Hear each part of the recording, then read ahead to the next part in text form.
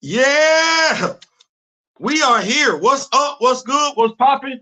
What's cracking? What's percolating? What's really good? It's your man Theo Butler, and I know it ain't nobody but me. It ain't nobody but me. And I'm sorry. I did what I could.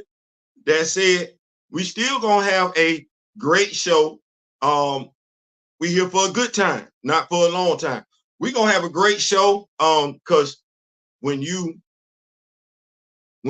think you who you think you are, you got to have alternate plans in place. Well, you got to have backup plans in place just in case what the original topic for the show doesn't come through. We were supposed to have a guest tonight. It should have been the gentleman from Three Black Geeks.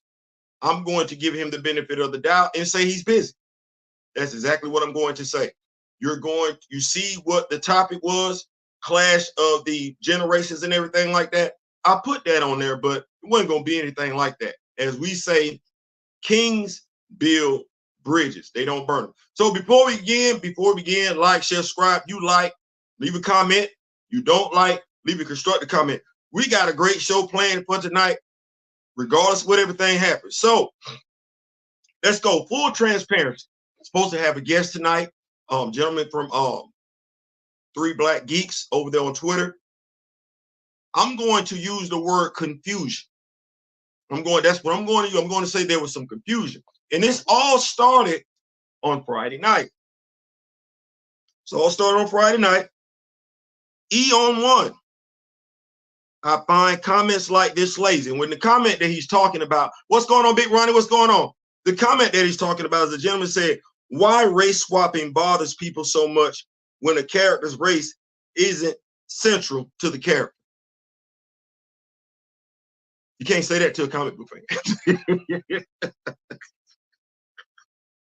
Race, ethnicity, religion, those are the core characteristics of that character. No, we're just not going to be dismissive with it. You feel that way because, well, folks are more inclined to feel that way when their introduction into superheroes does not start with the comics. Anyway, Black Panther. Let me finish what Eon said. I find comments like this lazy and disrespectful to the nature of ethnicity. Ethnicity plays a role in the character's social makeup. This falls in line with I don't see color rhetoric. Absolutely. Black Panther. It is essential to the character because that's who they are. Please see Miles Morales. Right. Too easy. Black Panther comes back. The comic book industry has gone full corporate. They no longer see superheroes as unique characters, but as brands. There's a Spider Boy out there right now, and we don't know why. I don't know who asked for a Spider Boy. I don't. God knows why. I don't mind Miles, but damn, how many versions of Peter out there before we got the Miles? And now we got, oh, wait a minute. We got him. Add the stage.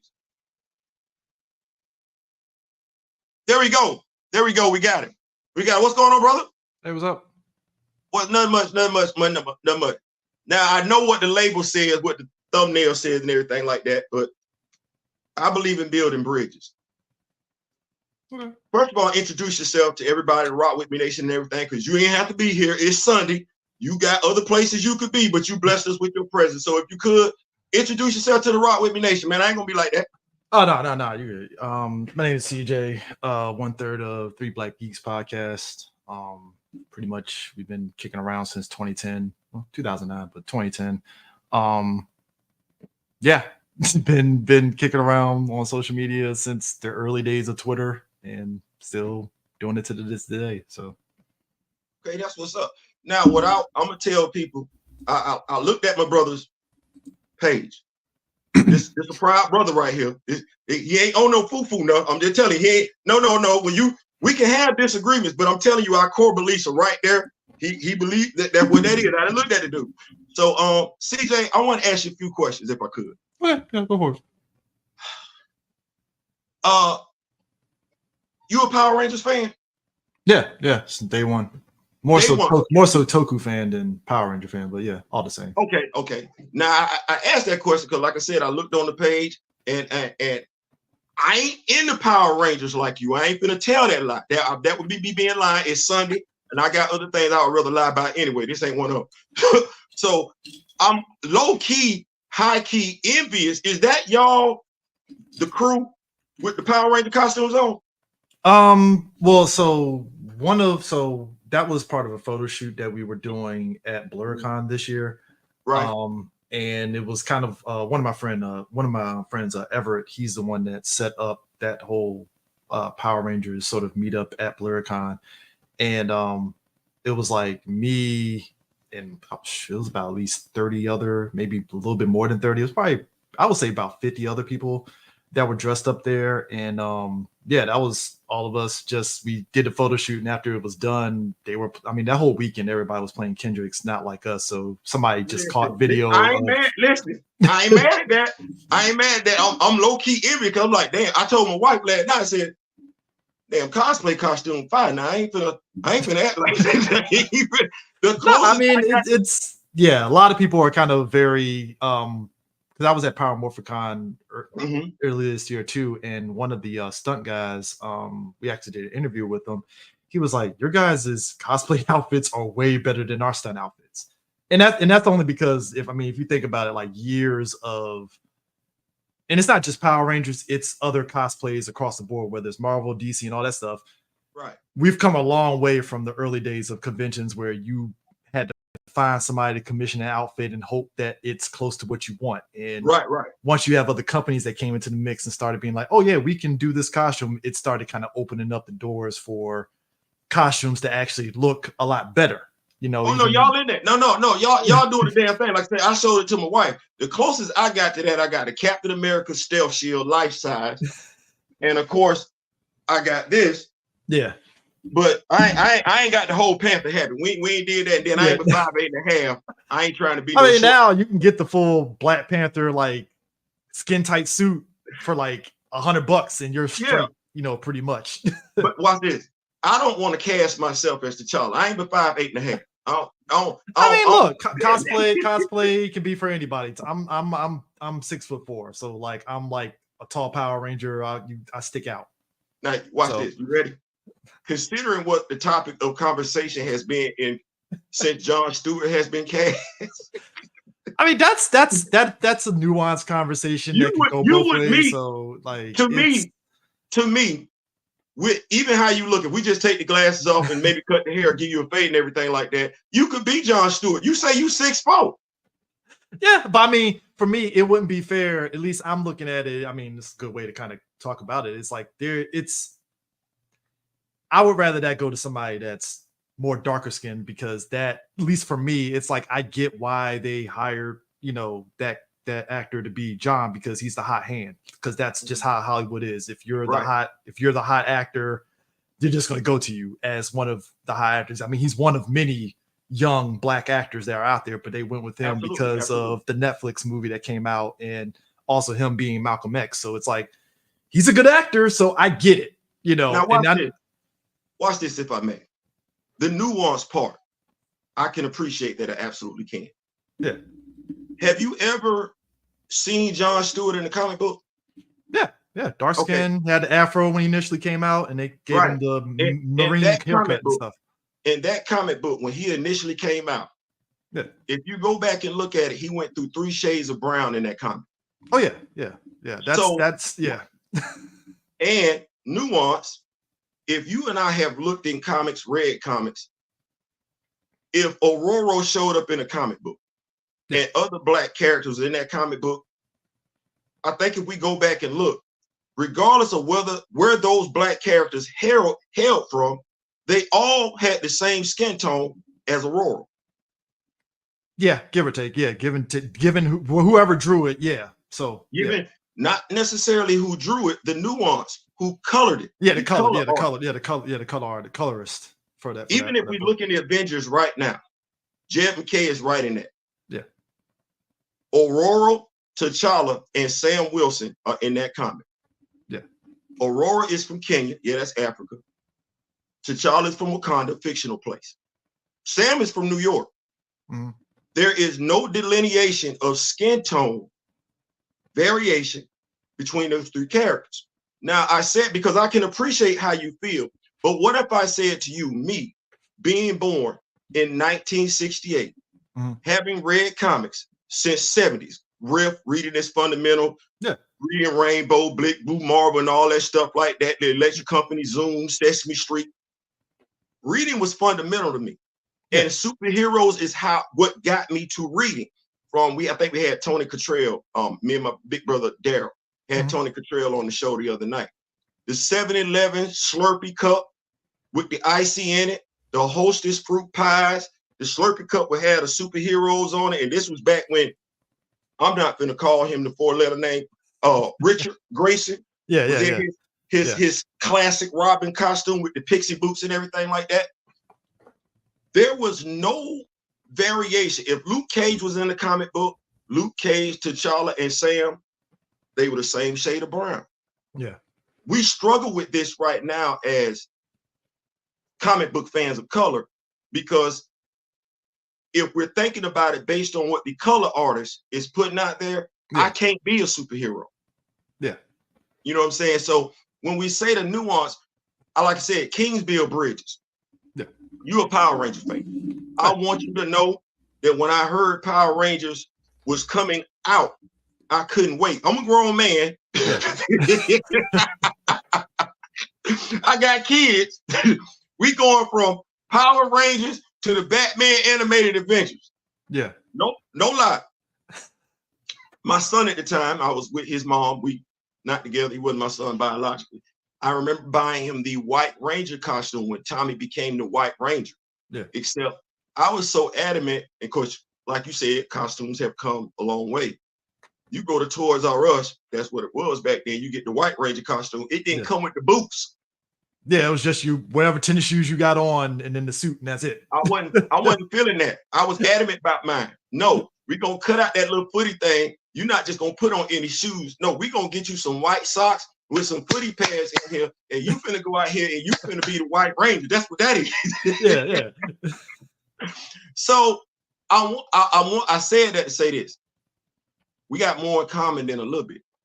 Yeah. I mean, that's the big, at the end of the day, it's like, if you look at Twitter and just social media, at the end of the day, it's like, even when you get to the people on the upper extremes of their ideas, even if you disagree, it's like, well, we're here on this road and we're just here. But at the end of the day, it's like, well, at the end of the day, we just want these black characters in the movies, right? All right, cool. And at that point, it's like, I can disagree on certain aspects of, like, it's a little too extreme. I get where you're coming from, a little extreme, but like, cool, I guess. Like, and I'm glad you said that. I get where you're coming from, but it's a little bit extreme. So, growing up, Generation X and everything like that, we were never looking for one-to-one. I want to make sure I'm clear. We're never looking for that, because we understand it ain't possible.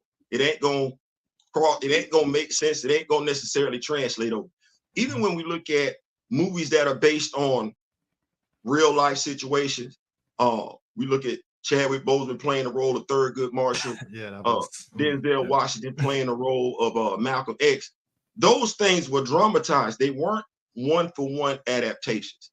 So I want to. Okay. We're not there. We don't want that. But what I want to ask you, because like I said, I'm a Power Ranger fan.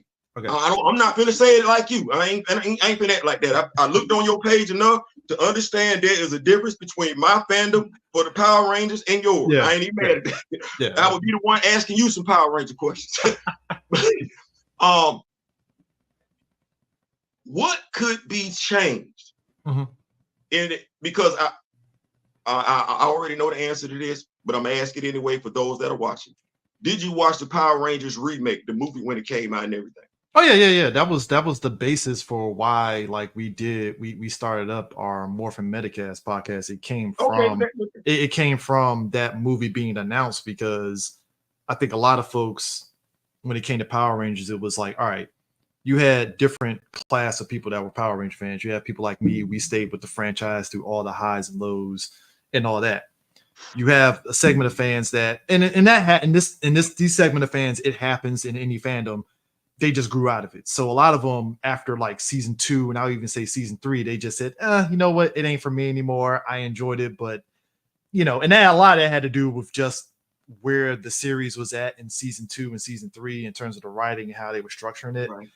And there was a lot of people, really, the mass exodus hit when Power Rangers Turbo came out, because a lot of people were like, I'm done with this series. Why is this kid a Power Ranger? And it got weird and all. And it didn't help. Like I said, the movie came out. Now, granted, I understood that, but I think a lot of people just kind of jumped ship. So when that 2017 movie got announced, we not jumping ship. That's I know that, but it's like, no, when that 2017 movie came out, it was a lot of people that, number one, didn't know that Power Rangers was still on air, because a lot of them didn't know that Disney bought Power Rangers at one point and it was still on Disney Channel and Nickelodeon had it, so they weren't aware of that because it's on cable network now. It's not on network TV anymore. Right. And then you had a lot of folks that stopped watching after season 2 and 3, so they were kind of cursory of like, oh, I know Power Rangers exists, but I didn't know about these seasons. So it was like, well, you know what, let's just do our podcast structured around that, and it just ended up morphing from just a Power Rangers podcast to just us talking about just tokusatsu as a whole, where Ultraman, Kamen Rider, Power Rangers, Super Sentai, just all that stuff. So it's just those 3 different segments of fandom.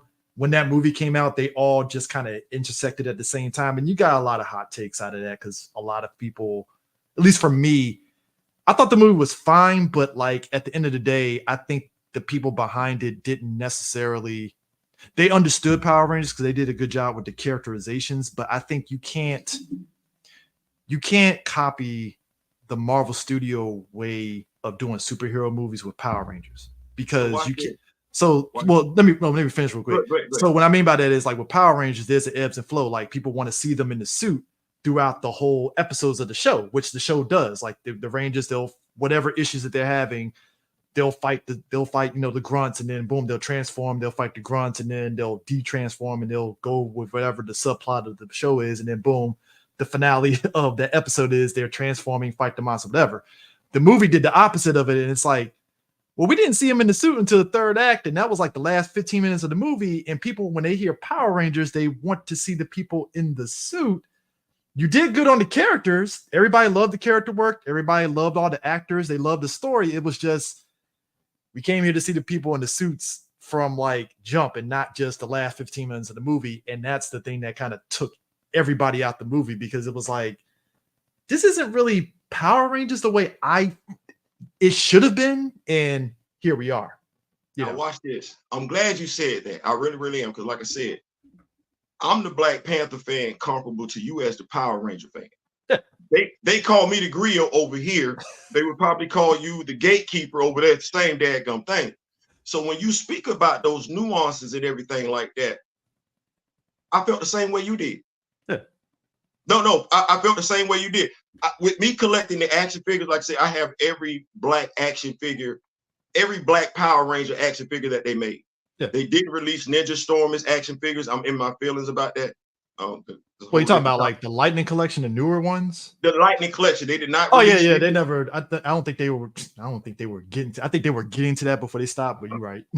And then I did watch the final episode of Power Rangers on Netflix. Like I said, I go back with it and everything like that.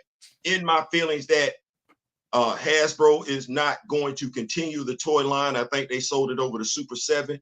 And no, actually, it's Playmate. Playmates are going to do it.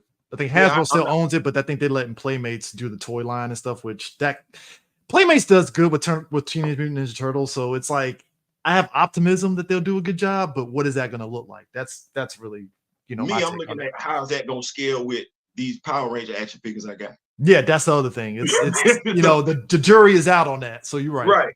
But to your point, the nuance, the difference is, because we understand there have to be changes from the comics to the big screen, or the comics to the TV, from the TV to the big screen.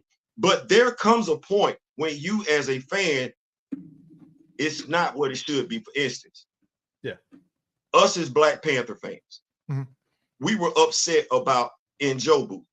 That's not T'Chaka's brother. Yeah.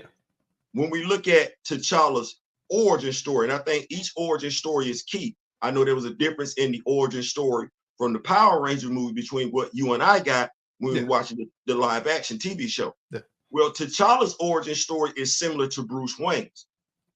T'Challa is the reason why Claw's missing an arm. Mm-hmm. T'Chaka was deleted by Claw. You don't get that in the MCU. And if you don't read the comic, you don't know. So then you're lacking the necessary emotional attachment, empathy, understanding that you have similar to another character. You got everybody's origin story. Regardless live action, yeah, they updated it. You know what I'm saying? Diana's from Themyscira. Yeah. Bruce's parents gonna always take that dirt nap in Crime Alley. That's what even in that Joker movie, which I ain't really big on, but they got killed. They got killed. It's like, all right, cool. I didn't need to see that in the movie, but fine, I guess. Exactly. It's like, oh, okay. And so it be one of those things where you're like, how much as a fan, because I think this is pertinent, this is key. How much change will the fan accept before it's no longer what it should be to the fan?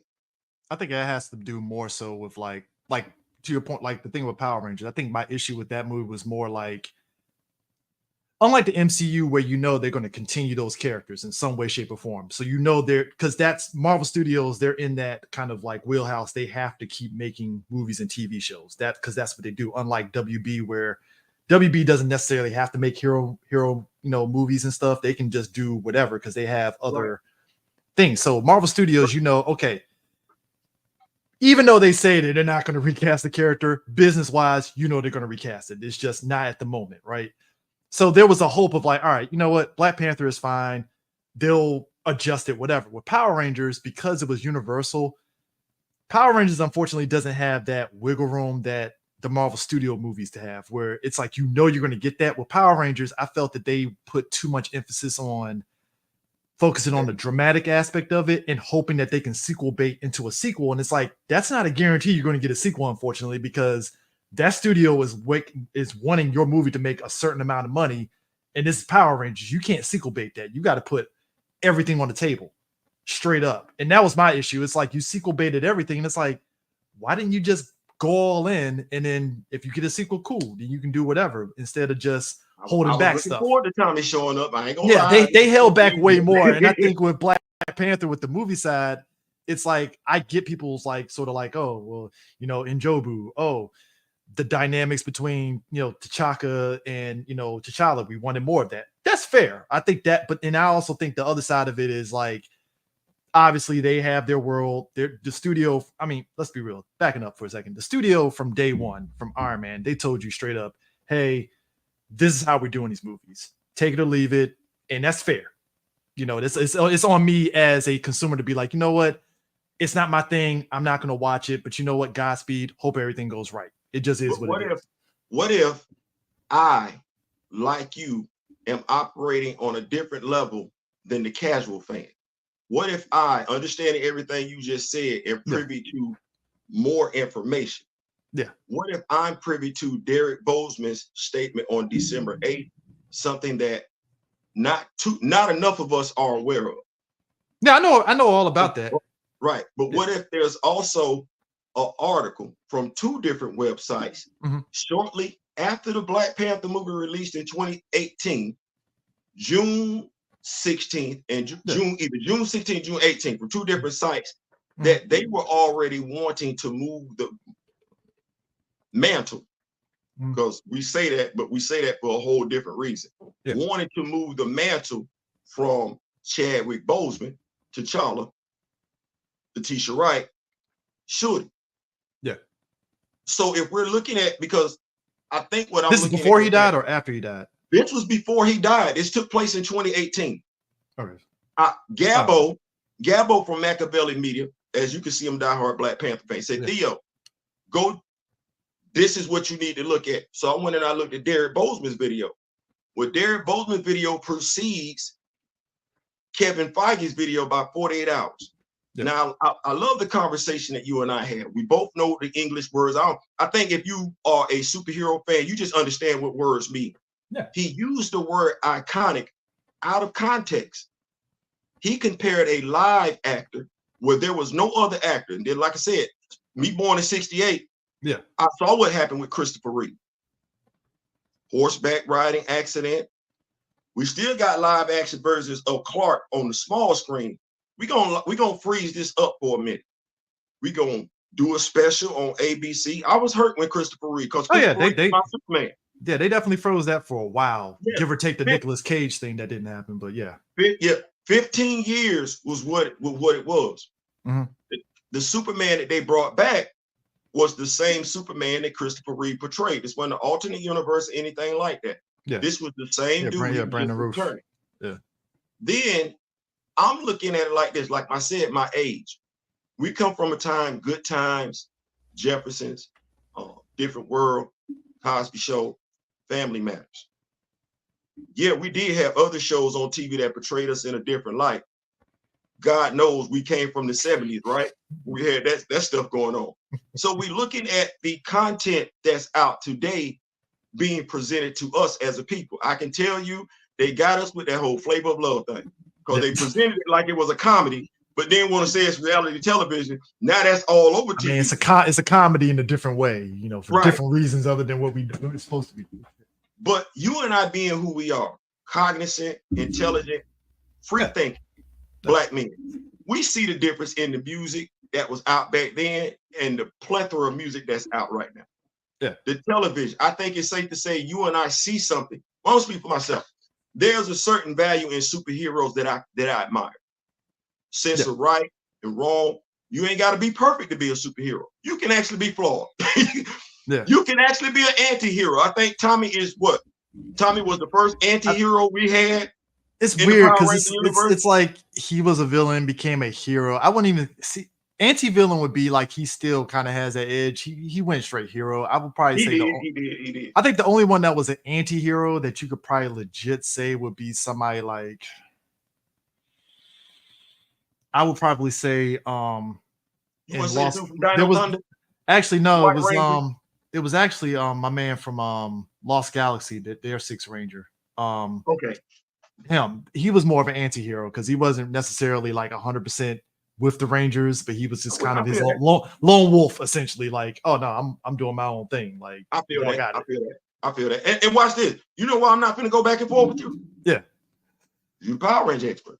And look, but even if I'm the expert, I can be wrong too. So it's like that, and that's the other thing too. It's like, because I know, like I said, being on Twitter and then actually talking to somebody is fundamentally different because absolutely and that's the thing universally for everything. If I'm texting someone or if I'm texting my girl, how I text her is going to be drastically different than how I'm talking to her straight up. So it's like when we were having that conversation, like I said, Twitter, you only get X amount of, so you're typing up stuff and then people are like, what the hell is he talking? It's like, whoa, dude, that's not it at all. Like, no, that's not it. So it's like, my thing with Black Panther is I've made my peace that studios are going to do what they're going to do. But I also know that in the history of things, studios do tend to sit there and walk back a lot of stuff because, hey, if you're going to shoot for the moon, if it doesn't work, hey, you know what? We fucked up. Let's walk that back. They do it in the comics all the time. We've seen, Spider-Man. They did that whole one more day thing with Spider-Man, which was like sloppy. And then what ended up happening? They ended up kind of sort of walking it back in the next arc in a way. And I'm like, well, you shouldn't have did that in the first place. But again, that's the nature of just comic books, unfortunately. It's like they're going to swing for the fences. And to your point, were you reading, and I'm just asking here. Yeah. Did you read John Ridley's run, Black Panther? Unfortunately, I did, just because I was really trying to see how bad was it really, because everybody loves to extrapolate stuff online. So it's like, is it really that bad? And I read the whole run and I was like, damn, these people were not lying. This shit is bad. Like, damn, like I bought the whole run, reviewed the whole run. Marcus from Back of the Bus and everything like that, reviewed it with him. He tapped out at issue 5. I kept going because I'm like, I'm not gonna let you be where you can just spin it. However, no, folks need to know exactly what's going on in this book.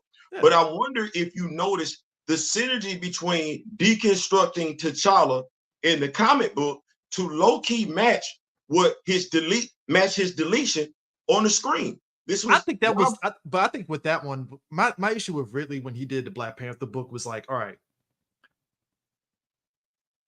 I understand that every writer they have another writer that they love. Like Ta-Nehisi Coates has been Like he said that in multiple interviews. He loved Jonathan Hickman's like writing and stuff, and that informed how he went about doing, Black Panther, his run and stuff, which is probably why you got to the intergalactic Wakanda arc, which was actually really good. I liked it. Yeah, and my issue with Ridley was like, okay, you clearly love Christopher Priest. I get it. Everybody loves Christopher Priest's run of Black Panther. But he was trying to mimic everything that Christopher Priest did. And it's like, well, dude, you kind of negated everything that Coates kind of set forth for Wakanda just to relegate Black Panther all the way back to like day one stuff. And it's like, that doesn't make any sense whatsoever to do that, because you're supposed to at least drive the narrative forward, even if you want to do your own thing, and you're not necessarily driving it forward. You're just mimicking what somebody else did.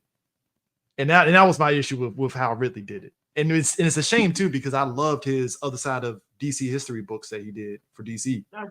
I'm sitting up here, and this is where we just gonna have to disagree, and that's okay. I don't see it. I'm sitting up here and I'm looking like, okay, Ridley introduced characters that made no sense, supposedly from T'Challa's history.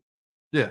He totally rewrote how T'Challa moved in regards to Wakanda. He made it seem like everything that was wrong with Wakanda was T'Challa's fault. Yeah, he was mimicking. That was something that Coates did too, but it's like Coates did it better because he had something to build off of that made sense, and Ridley didn't have that. So you're right on that. It's like, why are you? Yeah, mind you, and both of Coates' run. So I'm looking at that aspect, and then I'm like, you had T'Challa take a beat down. Yeah. From everybody, even folks he trained. Now, let me ask you this question: Did issue 15 seem rushed to you? The whole arc, everything that really did seem rushed. Personally, it's not even issue 15. It's the whole run felt very rushed. And it's like, did y'all have a plan of what this arc was supposed to be? Like that was my biggest gripe with it. His plan was Tosin, the Wakanda. Yeah. Nobody likes. That was supposed to be, if we're gonna compare it to somebody, that was supposed to be his what's the guy? Casper Cole. Yeah, that was supposed to be that was gonna be his Casper Cole. Which to me, I'm like, why didn't you just use Casper Cole then? That was another thing that popped in my head too, because I was like, other writers before you really used Casper Cole in a variety of ways, you could have used them here and you didn't. Like, what was going on here? The reason why I asked if you read issue 15 and if it seemed like it was rushed, the Black Panther fan group wrote in heavily, emailed Marvel, get him off the title.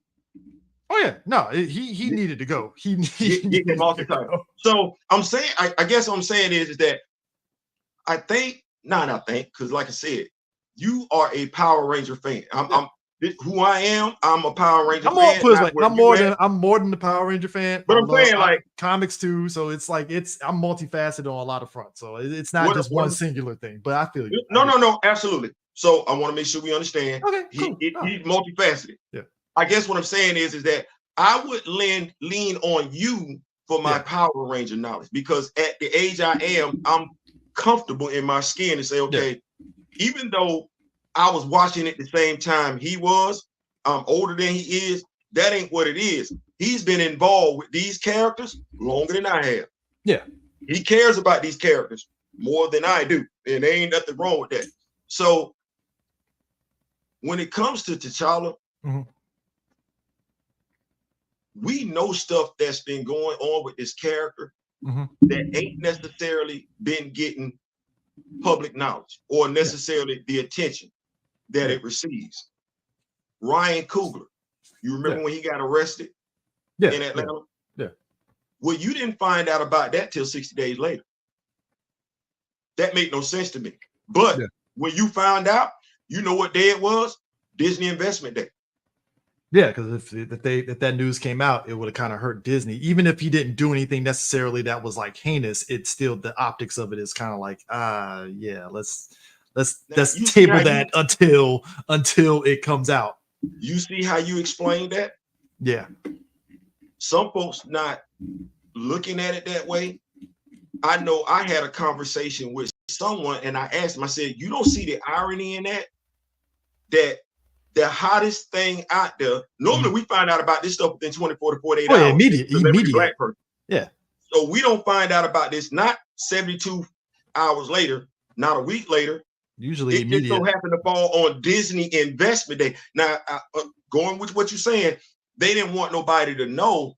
Well, if you don't want nobody to know because of what the visual aesthetics might look like, then we ain't mentioning this on the day of.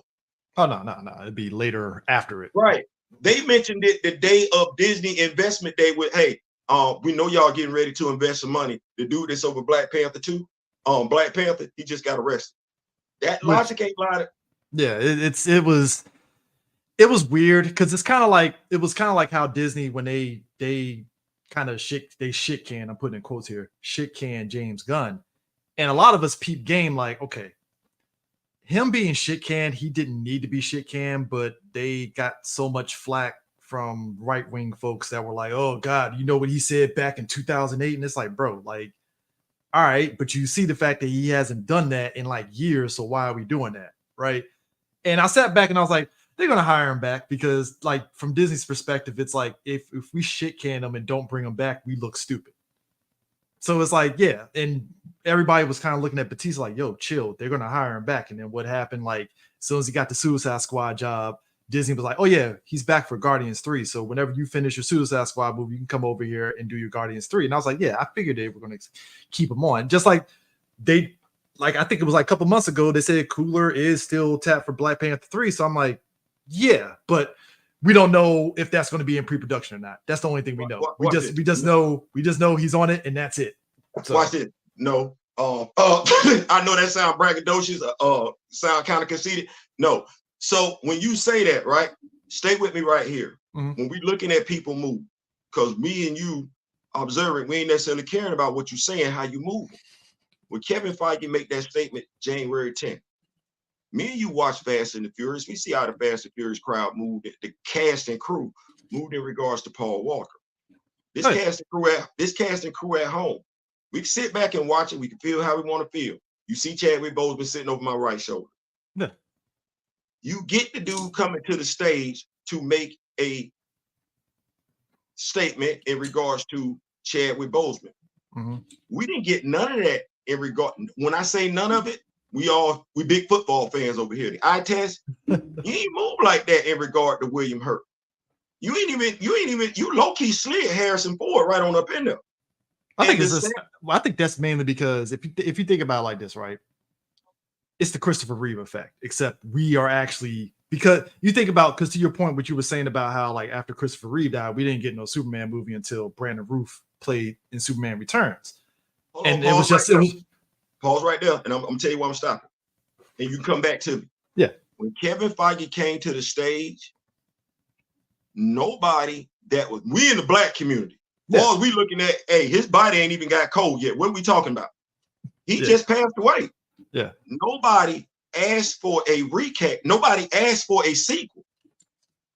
He said in the same breath, I'm not recasting a role to honor the character. I got a sequel coming too. Nobody asked for the sequel. That Christopher Reeve point, that 5-year gap. Yeah. Superman, I like him. That ain't my hero. I like Christopher Reeve, great actor. Yeah. But that same respect that we gave to Christopher Reeve and the character that he portrayed, Kevin Feige never gave, even though he said he never gave the actor nor the character the actor portrayed that same consideration that Christopher Reeve got. I think they did to a degree. It's just, think about it. Put it this way, it's a two thing with that. On one hand, I think he gave him the respect, but it's also the aspect of it's a business, right? Like, you think, and we're in two different eras of business and stuff. Like with Christopher Reeve dying, superhero movies weren't necessarily like a big business, so it's like, whatever, we don't care. We'll let you do your small screen stuff. We don't care. And I think with this one, it's people above Kevin Feige that was like, cool, I know you guys may or may not want to do a sequel, but hey, we're Marvel Studios. We need to keep this business going. So that's where us as conscientious thinking people need to understand that wasn't about respect. I think it can be two things. Two things can be right. It can be respect, but also we know it's business. Okay, so here's the thing, and this is why I have to ask you, because my brother Kaiser Coach Slevin talks about this, cognitive dissonance. Yeah. I got Christopher Reeve and I got William Hurt. Okay. You can either do it this way or you can do it that way. You chose to have your cake and eat it too. I can't say that I'm respecting you and honoring you and trying to make money off your name at the exact same time. If I got 15 years with this character, 15, that's what it was with Christopher Reeve. Well, with Harrison Ford, I ain't say nothing. I ain't make no big whoop-de-doo. I didn't come to the stage. I didn't talk about how great William Hurt was, how incredible he was as an actor. And me and you not being caught up in what we hear, William Hurt is critically acclaimed. He got a lot of trophies in his closet. Yeah. So if we talk about what we doing, I get it. Folks want to say, well, it's been other actors. You still had this dude, and watch this. We talk about we want to do it different. Well, what's the difference between Betty Ross and Shorty? Why do I need the red Hulk when I got the red She-Hulk? No differently than if I don't need T'Challa, I got Shorty right there. And that's when I'm saying like that's the thing that folks that know had the question about. It's like you got two different examples out here, and even with that, the cast and crew were at home. They were mourning at home. They weren't mourning on the set. They were at home. Nobody from Black Panther, the fan group, asked you for a recast. We talk about mourning. Let me just say it like this. I've interacted with Derek Bozeman twice. I'm still mourning. Yeah.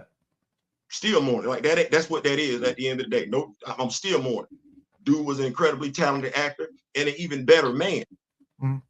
But even the brother, you said you watched that video from Urban Faith, understood the significance of Black imagery and Black representation. And that's what the conversation was about on Friday night. Black imagery, Black representation. T'Challa means something. Yeah. He should have been recast. If you were going to honor him, honor the actor, well, how many people know what the actor did outside of playing the role of Black Panther? That's on that's on the viewers. I feel saying, that's on the viewers, but I feel what you're saying. It is. I get that. What I'm saying is because you're right, it's on the viewers, those of us that call ourselves Chadwick Boseman fans. But ABC actually did a special for Christopher Reeve shortly after he got hurt on the horse. I watched it. Oh yeah, we all I remember that. I watched it shortly after So I'm like, you ain't gave me nothing. Even just now, they just released the movie, Christopher Reeve, the role of Superman and what it meant to him. I'm looking like, okay, I'm a Chadwick Boseman fan. As far as I'm concerned, Message from the King was the best T'Challa that we got, because that was more T'Challa in that movie than what we got in the other movie. I agree to disagree on that, but I feel you. Look, I'm just saying, like, Message of the King, I like it, but it's like that's up for debate on that one. But I feel what you're saying. So to me, it's like we understand the nuance, and I'm glad we can have this conversation and everything like that. Because, like I said, I put the clash in there, but I'm not going to do all that. First of all, I was taught better than that. There's more that we have in common than a little bit. I just wanted it to be one of them things where we understand what's valuable to you. I see it as equal value to me, even though it might not be what I'm into as much as you are, if that makes sense. No, it makes total sense. Like, for me, there were a lot of things when that happened with his death that it was like, I get raw emotions. Totally get it. Like, I get the raw emotions. I get all that. For me, I also feel that there is a moment where you have to kind of stop yourself and be like, okay, if we sit there and talk about how we know how businesses operate, I want people to really realize that, especially when it comes to this, because it's like, for me, okay, I'm seeing it from two ends in terms of how the general social media and how people intake films. So a thing that happens whenever they recast somebody in the same role, you run into this wall of you're going to get compared to the previous actor, depending on how good the previous actor did. If the previous actor was just mediocre or not great, then that other actor has nothing to worry about. But if the previous role was actually really good, it ends up making people be like, damn, like, do I really like this new actor? And I can kind of see how, from Marvel Studios' point of view, and again, it's a business and I'm not necessarily excusing it. It's just, if we did recast it, how is that going to look in terms of people going to the theater? And also, how are we really putting this new actor that we recast in a good position to succeed with respect to people's feelings on actor? Because it could, because if this next actor came in and they didn't hit the highs that a lot of people hyped up Chadwick Boseman's acting to be, it kind of fucks them up. And it's not their fault. I'm glad you asked that question, but I want to answer that question if I may. Yeah, go. Why is that something that we as Black people have to be concerned about? Because you and I, as comic book fans, and this is when I talk about the cognitive dissonance, you and I, as comic book fans, action hero fans, superhero fans, we've seen way too many roles get recast that weren't us, and nobody have a problem with it by and large. The studio, they just keep it bumping, they keep it moving. We had somebody come out, and that's why I said, I'm looking at this. We didn't go with what the brother said. The brother said 48 hours earlier. I love my younger brother. He gave us information, background on what who the type of man his brother was, and said the character should be recast because my family, our brother understands what this character means to a people. Yeah. I looked at us and we went gung-ho with what the guy said, and we still go gung-ho with it without too many of us thinking about, okay, wait a minute. Who? Because if we're going to get pulled on our emotions, we need to acknowledge those emotions truthfully. Well, who knew this dude best? We on social media, I'm pretty sure you heard people say the cast and crew knew him best. That was his family. No, those his work associates. He knew them for the time that they worked on that movie. But they did. But to be fair, some of them, like him and Coogler, were definitely close. We know they were very close. Right. But Coogler ain't Derek. He was saying, regardless of how close him and Ryan are, that ain't Derek. And when we say Ryan didn't find out from Derek. Ryan didn't find out from the family. Ryan found out via his agent who spoke to Denzel Washington. Now, when my best friend passed away,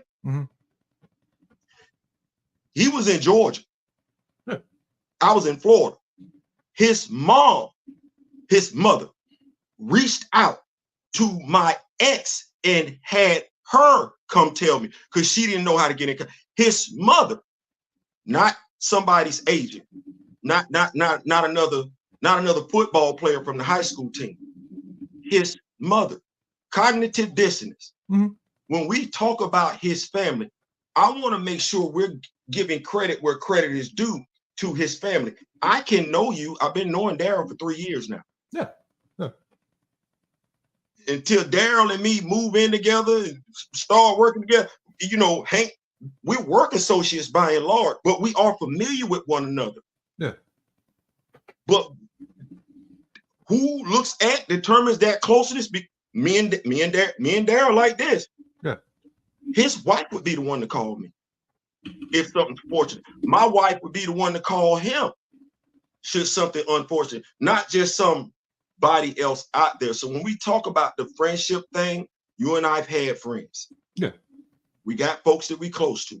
Yeah. You and I know that if something happened to us today and tomorrow, who our family gonna reach out to and who they by and large not. And I think we got that conflated. Yeah, I mean, but even past them just being friends, I just think, because somebody in the chat said, why is it, we don't do this, we have this pressure, why is it that for us? I think, well, actually, to what you just said, the whole thing of why is it just us that has these questions about whether the new actor can do that? But I think that's been something that's been, I mean, look at the history, like people, when they switched to Viv out in Fresh Prince, like we had that conversation, like, is light skin Viv better than dark skin Viv? You think back to even before that, like you look at oh my god, the lady in the Matrix movies when they switched her out when she died, she died, and then they new actor and stuff. New actress was really, I forgot the name of the lady, but she was on 227, I believe. Was she on 227? Either way, oh no, different world. She was in a different world. My bad. No, I know who you're talking about. You're talking about the light skinned Oracle. They Oracle. They switched her up and stuff.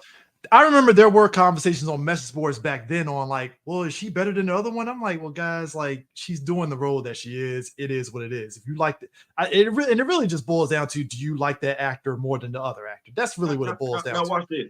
Generation X. And this is where we didn't care. Both those women were incredibly talented. Oh, yeah, they were. We understood, okay, well, she didn't pass away. We need to keep the role going and everything like that. Yeah. You replace the incredible actress with another incredible actress. When you bring up Aunt Viv, you know what Generation X was concerned about? Why is she gone? Yeah, that was the other thing. It was why she was gone. You know, it wasn't because we knew that was Tim Reed's wife that replaced her. Yeah. We had no problem with her as the new Aunt Viv.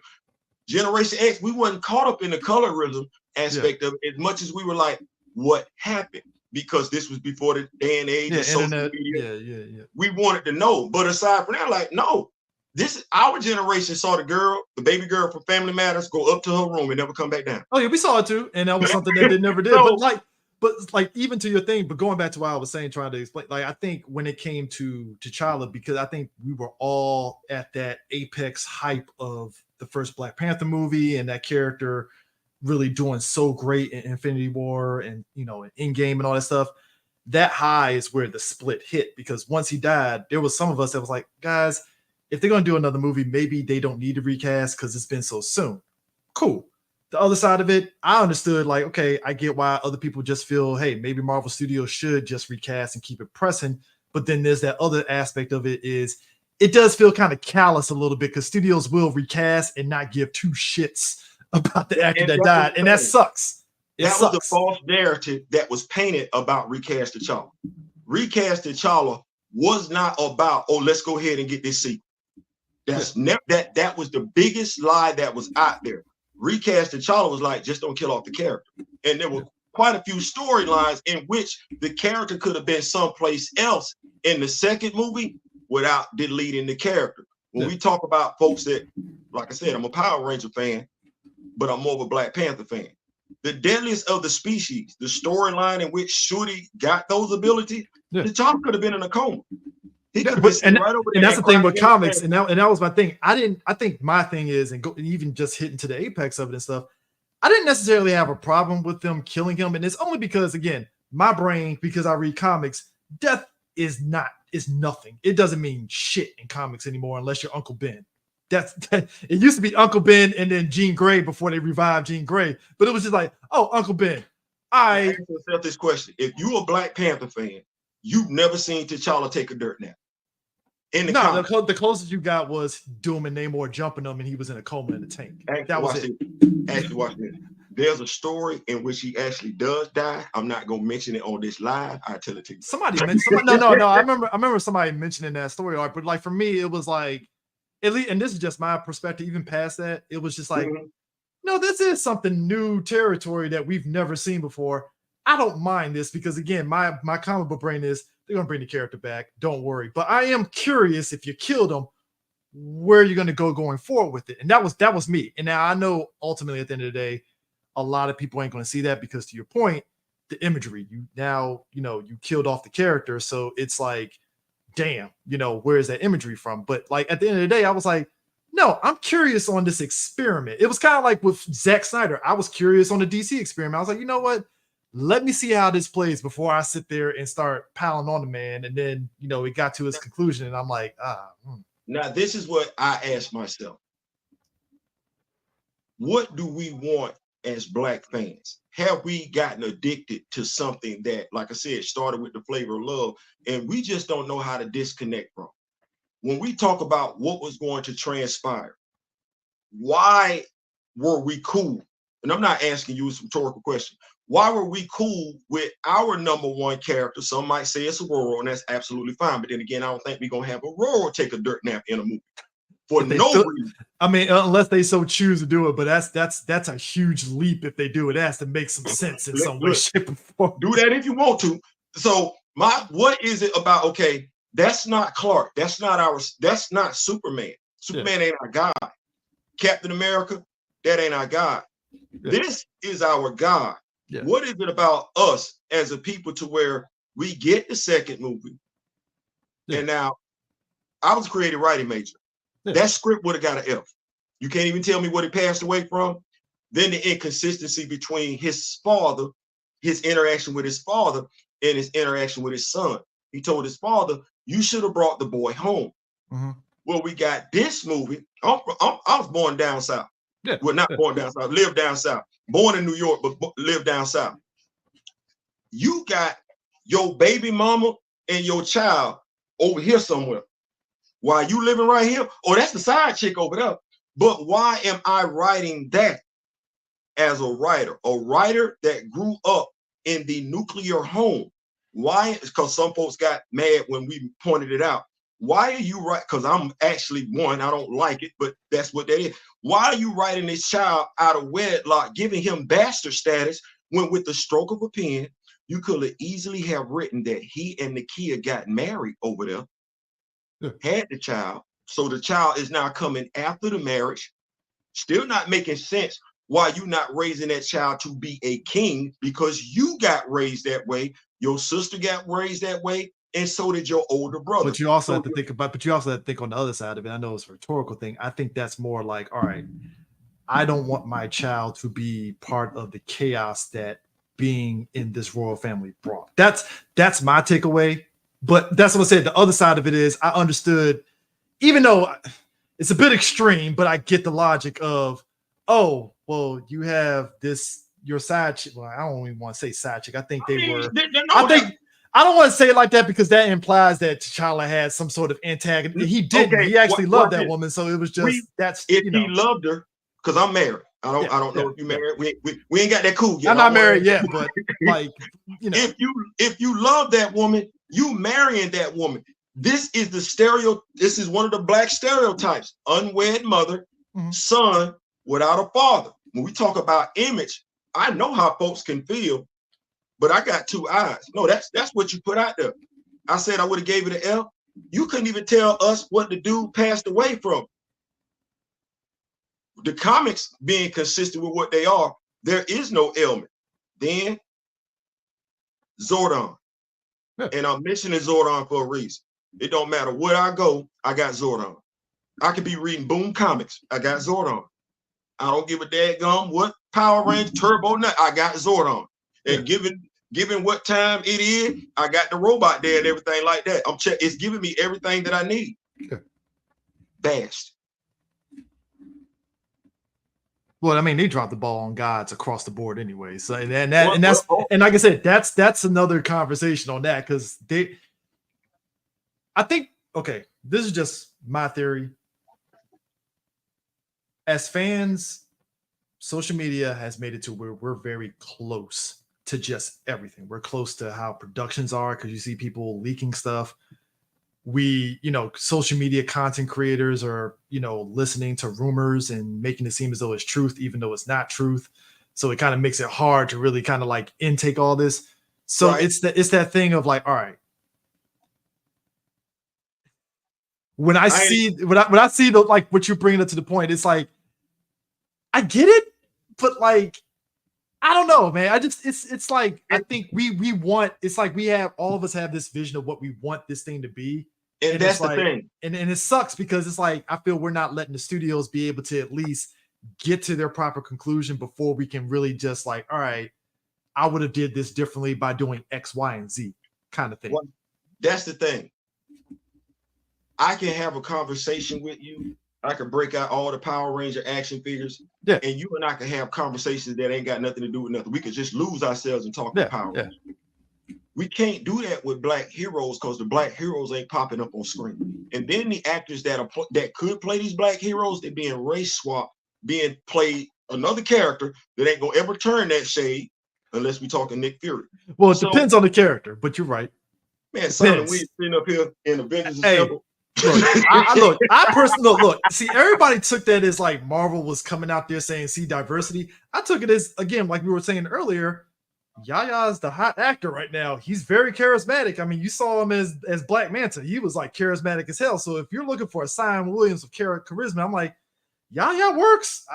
I'm not mad at it. It works. But if I sit here and I look at you and I want that black representation, why you can't play a black superhero from Marvel? He's the hottest thing. He's one of the hottest things out there, right? Well, there's black superheroes out there that can use that shine. I don't need him adding his luster, his light to Simon Williams just for me to pick up Avengers Assemble.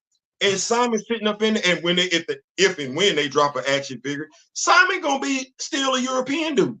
That ain't doing nothing for me, my son, my daughter, my wife, my father. It's all in how you carry. It's all in how you carry it, though, too. Because I get the representation aspect of it, but I also feel there is a measure of kind of also looking at it as, hey, you know what? I like that actor. I don't mind him being this character. It's kind of like how I watch movies. I'm a film critic for the DC Film Critic Association, so it's like when I look at movies, yeah, a lot of those role characters that are in those roles. Like my favorite movie of all time is The Soldier Story. I loved it as a kid. That I didn't have you watch movies and you understand the history of like the United States in terms of how racism and all that, but I didn't understand how deep it was when it came to the military aspects of it. So watching that movie, it gave me insight like, oh, this guy's the first black, Howard Rollins playing the first black officer, and it's like, oh, that was a big deal back then. I didn't know that was a thing.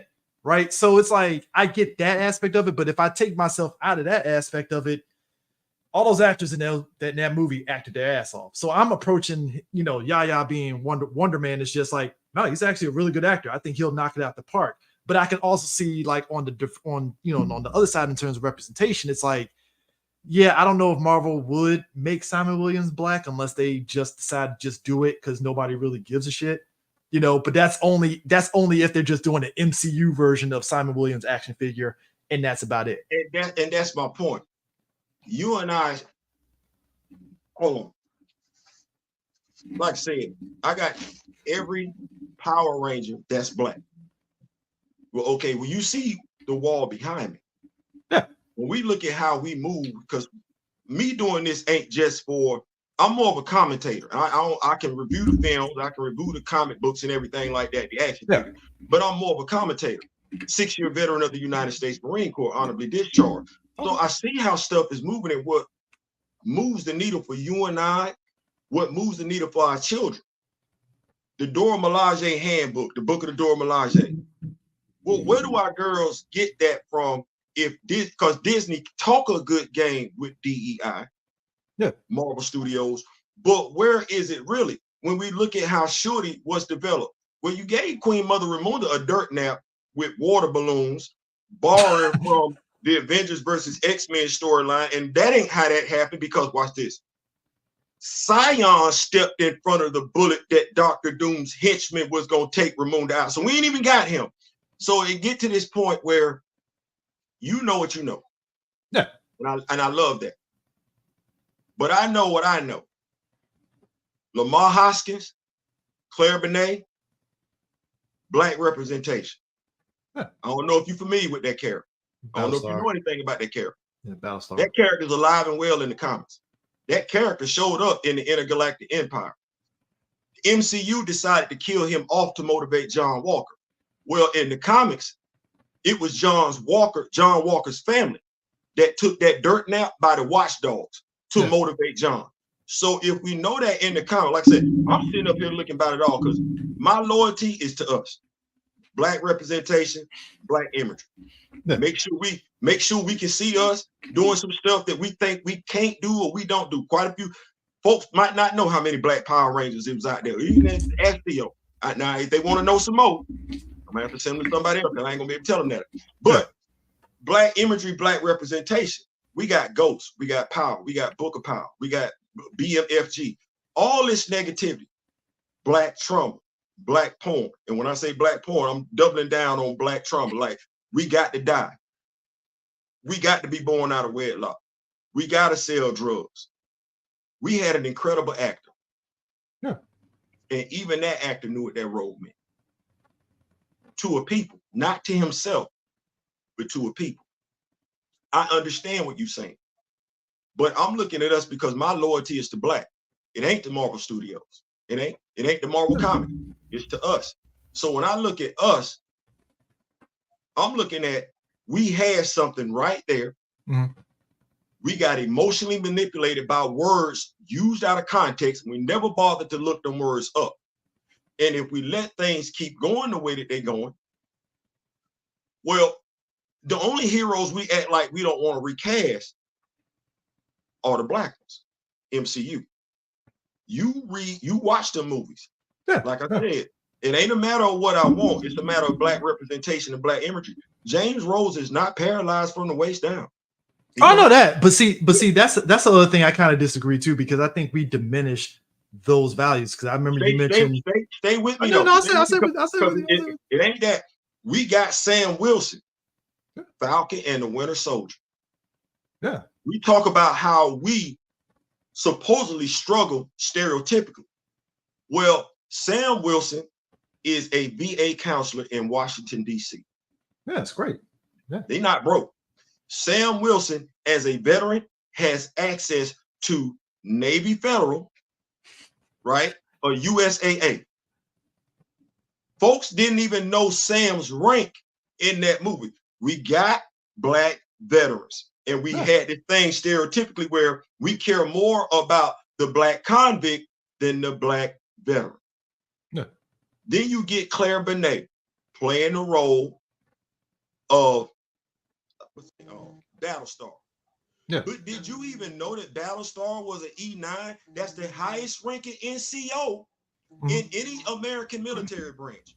And he never got treated like that. I even was on a live with someone, did not look like us, and their statement was, yeah, John should have his homeboy clean up behind him. John was an 03. Yeah. 03s don't tell E9s what to do. But I mean, yeah, about like black this representation. Though. I'm a black veteran. But I mean, but that's even to important though. But even to your point though, because I never. Oh, it ain't no less important than you as a Power Ranger fan with more talents. I don't want to say that. I don't want to keep saying like that. But it was no different than me seeing. Watch this, because I don't want to say you. It was no different than seeing me watch. Oh boy, TJ be the very first black Power Ranger to lead the team. Yeah, I mean, but I will say this, and that meant something.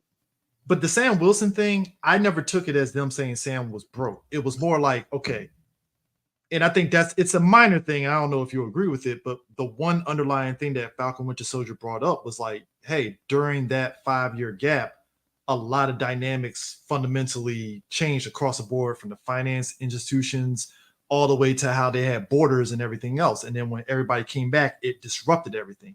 So I took it as like, okay, Sam was trying to get a loan for his sister, thinking that, hey, it's under the old system and we have all these things. And the guy was like, yeah, we can't loan you money. It's a shitty imagery in that way. But at the same time, I never took it as like, oh, he's broke. And it's like, no, he got money in that way. But at the same time, I never took it as like, oh, he's broke. And it's like, no, he got money in that way. Okay, kind of. Well, watch this. At the same time, I never took it as like, oh, he's broke. Well, watch this. No, that ain't you. Watch this. I get that. Here's the thing, though. That's if I look at it in an isolated field by in and of itself, right? Yeah. But if I look at this pushing all the way back, because that's what I do. I just step back. Okay. Well, hold on. You want Sam to struggle. Okay. Now, I do know some folks was going back and forth between who should get the shield, him or Bucky. Me, I would prefer Sam be the Falcon because I think we could do some more stuff with meat on the bones like that. Yeah. I have my own personal issues, and that's just my personal issues with him becoming the character and follow up behind Cap. He had his own legacy to do. Yeah. So when I look at him like, okay, well, he shouldn't be struggling. That don't make no sense. I don't know who this story is for.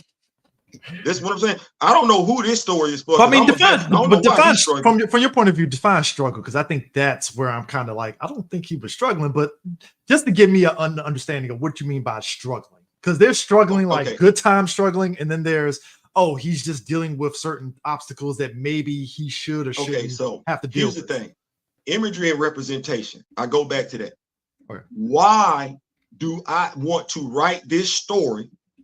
Why do I want to write this story with him being unable to get a loan? What narrative am I pushing? Because I know black folks do deal with that, But Yeah. I got him going to a local bank. First and foremost, Sam ain't from New Orleans, he's from New York. But I got him going to a local bank when the bank that would have gave him a loan is USAA and Navy Federal. Would that not be a better message to send to people that those things are out there? The message about the neighborhood coming together to help support, pay for the boat, that's absolutely beautiful. That said, when I look at the whole thing, Sam struggling. That ain't my words, that's theirs. They wanted Sam to struggle. Claire Benet, you used him being deleted, Battlestar, use that character to motivate this character. When that ain't what you had to do, I would have preferred the story where both of them was getting some straightening. But then that would have required what? John's family being deleted? What was wrong with that? That's the comment. But I mean, past that though, past Sam not getting along, I never took everything that he did as a struggle per se. Because a lot of people were really like not seeing, like, even in the comics, the way Nick Spencer did his run with Sam, it was like showing like, hey, even though Steve had a reason for giving him the shield, he also has to contend with, unfortunately, racism. And people didn't, and I knew a lot of white folks that did not like that, but it's like, no, there's a point to be made here, because one of the big aspects of Captain America, and I think you might have read that book with him, Cap, Steve Rogers and Luke Cage in New Avengers, where Luke was like, hey, dude, you're Captain America, but in Harlem, like, I'm Captain America. They're not going to listen to you. Wait. Oh. Okay, there we go. We're back. Okay. Yeah, he was like, yo, this is Harlem. Like, when they see me, I'm Captain America here, not you. Like, the dynamic is shifting a little bit here. And I was like, yeah, that makes sense on why Sam being Cap is going to. It's almost like we freezing up. Yeah. Kind of free. Well, I'm good. I don't know whether it's just my internet connection or yours. Okay. No, we back. Oh, okay. Yeah, but it was just like the dynamic shift is there. And it's like, okay, I get why they did everything with Sam. So when I'm watching the show, I was like, passed alone. I guess if people want to say, hey, he shouldn't have been like struggling, fighting against people, I'm like he's not the seasoned veteran as Captain America in terms of fighting. He knows it looked like he's competent, but it's like, yeah, he ain't gonna beat Batroc off rip like that. It just is what it is, unfortunately. But yeah, I don't think the struggle is as much as people want it to be. Give me 1 second. My hearing is messed up. Give me 1 second. Okay.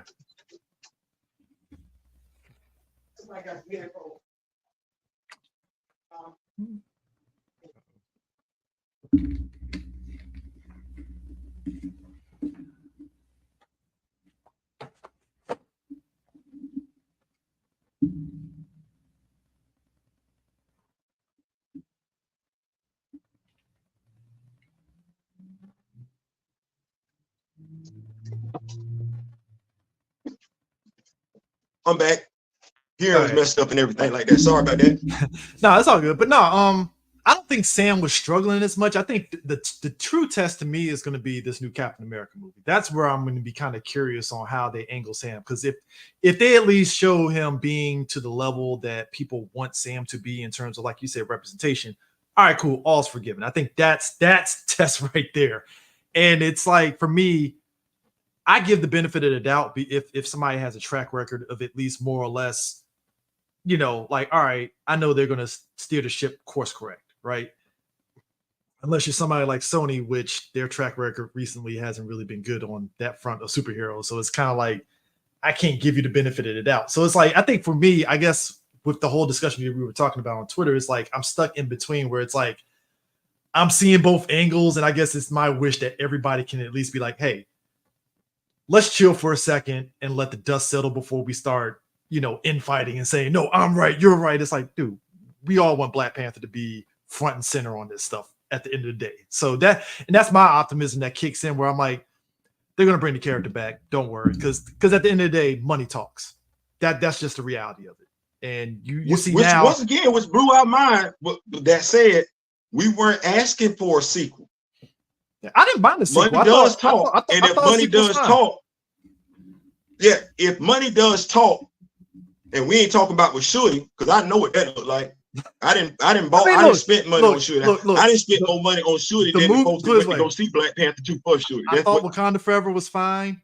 But I do feel but here's what I'm saying. I'm not even going to the movie itself. What I'm saying is, I know there was somebody higher up at Marvel Studios though that despite that movie, doing good at the box office where they made money, they were still kind of like, we should have made like 1 point something billion dollars because the first movie did was 1.3 billion, I believe. So I know somebody higher up is like, maybe we shouldn't have said, hey, let's not recast the character. Maybe we should have. And that does put doubts in those higher ups' minds of whether they should have did that rollout the way you were saying it. Here's what I believe. I believe that, I want to make sure I say this right. Regardless of whether Chadwick Boseman, I don't want to say it like that, had passed away or not, I think what you and I can agree on, but what we're not necessarily agreeing on in certain aspects is there's a certain line that you're going to have an issue with if the studio crosses it in regards to the representation of Power Rangers. Because when we first started this off and everything, it's like, you got to hit certain notes. I ain't looking for you to sing a song exactly like Usher. But when we get to certain parts, yeah, I need you to hit that. If not, it's no longer recognizable.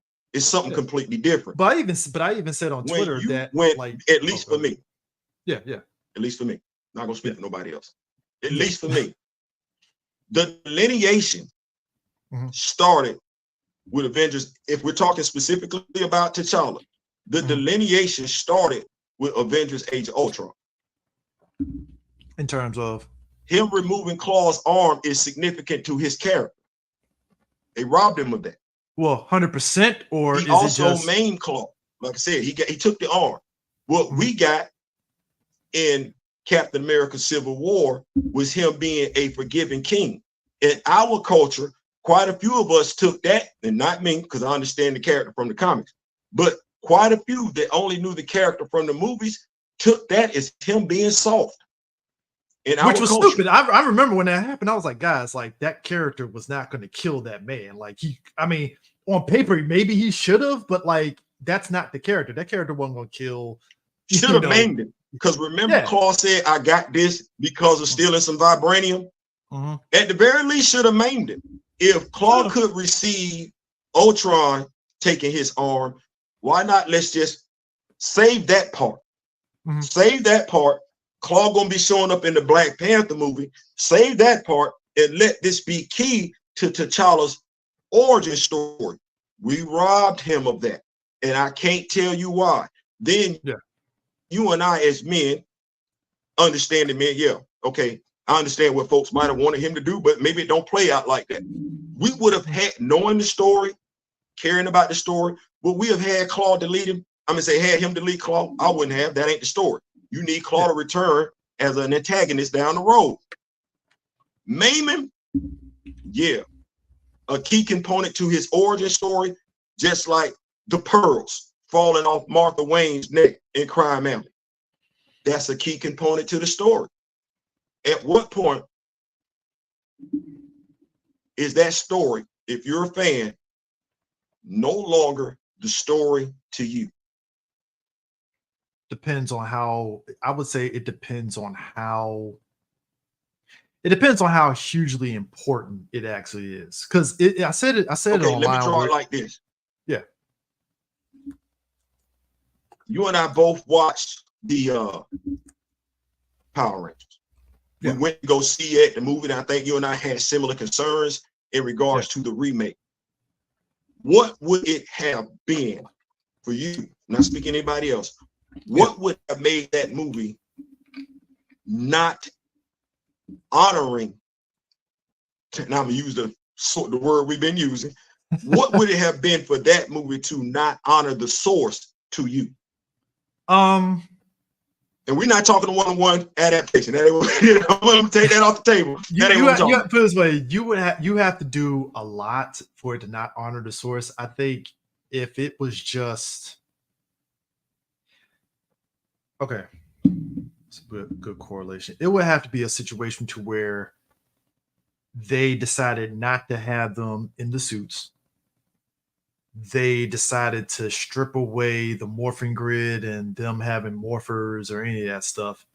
And it's just strictly them in the finale, like, oh, we have powers because we have the I guess the power coins or whatever, but we're not going to have them transform. We're just going to have them give them generic super strength and jumping, and they're going to fight Rita, but then we're not going to make Rita have anything that we know of. It would have to be entirely divorced from everything, trying to be its own thing for me to really be like, this isn't it. Because bear in mind, you can do your own thing. You can do something that's like different, but it's one of those things where you put yourself in a situation to where it better be fucking good. If you're gonna go off reservation now, that way, it better be good, or at least halfway decent. If it's terrible, yeah, you're right. To your point though, I want to ask this question: Is that not those expectations, those components that you're looking for? Is that not based on your knowledge, your experience, your interaction with these characters? It's based on that knowledge, but it's also based on the expectations that I know that if they can at least keep to the spirit of it, I'm fine with whatever changes. If they can keep to the spirit of it, I mean spirit of it, and I say spirit very loosely, it should be specified on that, because if I'm saying just spirit of, I'm giving a lot of leeway here. Spirit in a sense of you enjoy the material and you can see it in the writing and all that stuff. And you also know, okay, if I'm going to go off reservations, I still need to keep certain things at least a little in line with that. So like to your point with the whole thing with Claw having his arm removed and that being part of like, you know, T'Challa and BP and Black Panther as a whole, like I didn't really check that as something that it needed to be part of his origin. But at least for me, my big thing was, is Claw going to have something to do with Wakanda in its history of trying to steal vibranium? Because when he was in Age of Ultron, I was kind of there with you where I'm like, how is he going to factor in Black Panther now? Because now, like you said, Ultron ripped his arm off, and I'm like, so how is this going to factor in the movie? And then when you watch Black Panther, it's like, okay, he already has the arm. They did the origin where he's the one that gave, you know, T'Challa's uncle the vibranium, and so he got the brand. Okay, cool. So the history with him having beef with Wakanda is still intact to a degree. It ain't what I envisioned, but it's like it's there at least. Versus if there was no history with it, it would have been like, is he really like a Wakandan dude now at this point, or is he just another dude on the black market that happened, you know, that kind of thing? And then that would have kind of really killed the dynamics. Now watch this. This is me as the non-accepting Generation X, not for you.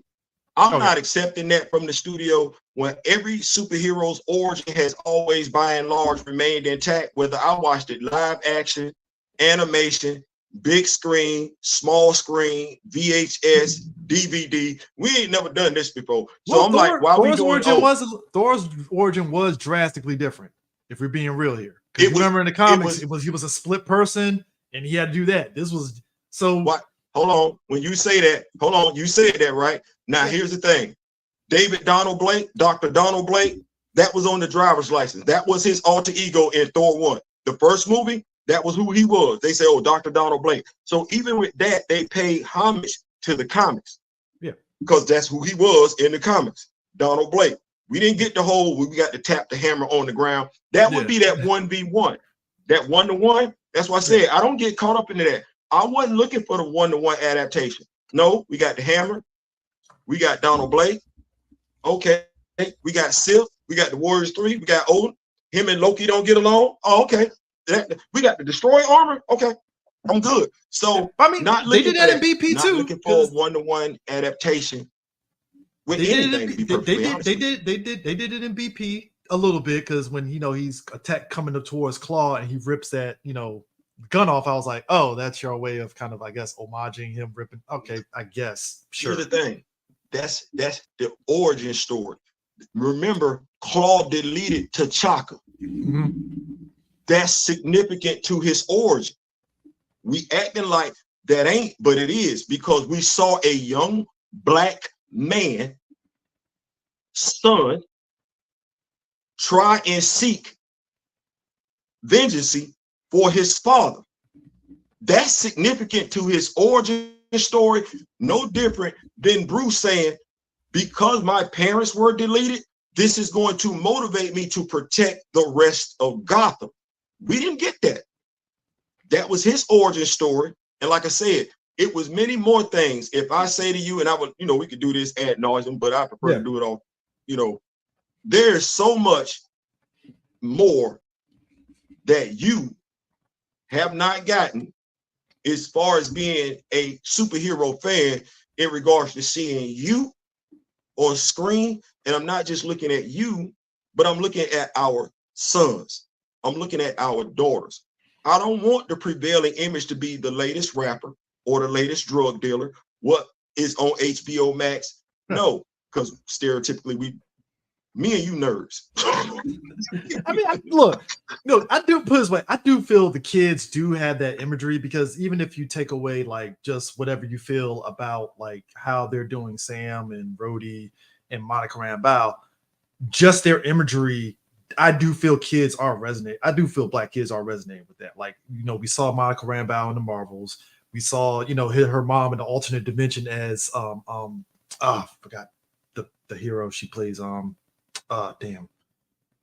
Oh my God, I'm like blanking out. But so they're liking the imagery. I mean, it's Sam Captain America. It may not be Falcon. We would love her to be Falcon, but like kids are taken to those imageries and stuff. Even with Rhodey and War Machine, I'm kind of curious if they actually are going to move forward with Armor Wars, because I think that would be the breakout for that character more than what he already has been at this point. And I think that's the jury's out on that. And I am kind of like, how are you going to do Rhodey in that? Because I'm really genuinely curious on how that goes, because that ends up being the blowout hit for War Machine, like Iron Man got in his first movie. That'd be great. Riri and Ironheart, same thing. Folks act like they care about Ironheart. They don't care. I mean, you care. No, I'm gonna tell you how, because what I tell people is it pays to touch these characters in all facets. Don't just touch them on the big screen or the small screen. You got to touch them everywhere if you want to know what's going on with them. As much as folks talked about the Dora Milaje, fans don't care two damns about the Dora Milaje. Books, action figures, Barbie dolls. Books is selling, but Shooty, they don't care about. Shooty don't move no merch. The Shooty comic book will sit there. I do comic book reviews for Shooty. Ain't nobody tuning in for Shooty. It's T'Challa. Well, they are. Put this thing. Riri Williams, Ironheart. I got an Ironheart action figure. The Ironheart action figure that they released for Black Panther 2 is at Ollie's for the low. Yeah. I mean, ain't nobody checking for Riri Williams in the comic books. They're not. Here's the thing. I would say that's a little bit false, because they are checking for those characters. What is happening is, and this is like comic industry wide, some of those characters end up actually selling well when their books are actually in trade. So when Shuri got, like, I think it was right after she got resurrected in the book, and it came out right during Wakanda. Well, I think after the first movie, she had a miniseries. From what I remember, the single nobody bought it. Yeah, the single issues weren't selling well, but when they came out, when they put it out in trade, it sold like a lot, because number one, Marvel didn't really do a good job of promoting the singular issues, but they promoted the hell out of the trade, which was weird. Because I'm like, well, why didn't you promote your singular issues, but yet you promoted the hell out your trades and it's selling like clockwork? And I'm like, the folks that read comics bought that trade. The folks that just go to the movies, well, they can't even tell you who Shooty. Best way I can put it like this: Shooty is the griot right now. Who knew that the AI shouldn't have been called the griot in Black Panther 2? I mean, nobody was really. Now watch this. Now this is where I go with this one. You, as a black man, what does griot mean to you? Because that's cultural significance. No, I understand the cultural significance. That's our story. Yeah. Because if we look at Wakanda, there were two real languages, Swahili and Xhosa, spoken in that movie. So when we look at stuff like this, like I said, I'm going back looking at it like, who is this for? Black imagery and black representation. And I'm not saying things got to be one way or the other. I just believe in balance. Yeah. And if we can't get it in our superhero movies, the superheroes that's supposed to be representing us, well, I mean, I'm a huge Pittsburgh Steelers fan and a huge football fan. I like being throw flags on the play. Yeah. Educate folks as to what be going on with these heroes, because some folks by and large don't know. Yeah. But their first experience with these heroes is what's on screen. But I think the biggest issue, and a lot of us have been saying it, and it's kind of weird that Marvel got away from that. One of the biggest things that Marvel did during the phase one of the MCU was that they were always, whether you bought the movie on Blu-ray or whatever, there was always that reference, and they always had links to, oh, you can get this free issue of this character off of Comixology. And that informed people to actually read comics. And we were kind of miffed that they stopped doing it as they kept doing the phases. And I feel the thing with reread that would have been beneficial is, hey, Black Panther comes out on Blu-ray or whatever, you put a UPC for, hey, read up on Shuri in these issues of Black Panther off Comixology. Go here. And they didn't do that. And I think that ties into, Shuri as a character is fine, but if you want people to know more, push them towards the comics while you putting these movies out. Like DC is doing it right now with their comics. When James Gunn did that Suicide Squad movie, he was like, oh, check out the Suicide Squad books over here. We got them in trade. And Gail Simone was like, talk. And that's the thing that's missing. Like, if you want people to care about Riri, your show can be good as hell, top to bottom. But like, if you're not telling them, hey, check out this issue of Ironheart when she appeared in Iron Man, Invincible Iron Man here. And in that way, you can get people to read it. And if that disconnect is still there because you're not pushing that comic, it don't matter how good your product is. That on this channel as well. Put the stuff in the movie seats during the movies to connect. Yeah, just a simple code, just a scan it, just boom, done. No, that's perfect synergy. I agree with you. In regards to Shorty, that's why I was like, you and I like Shorty, but if folks were really into Shorty like they claimed they would have, they claimed they were into Shorty, that whole thing about T'Challa died for her, become Black Panther, that would never have been a thing. As soon as folks said, as soon as the AI said I'm the griot, it would have been a whole not because you see how we got with Jon Stewart. You see how we acted with Aaron Pierre being cast. Yeah, I mean, and that's would have lost their mind, especially women, because that was a male AI. So a male AI taking on the role of the female hero, oh no, they'd have lost their ish if they knew. No, they didn't know because they didn't care, so they accepted it.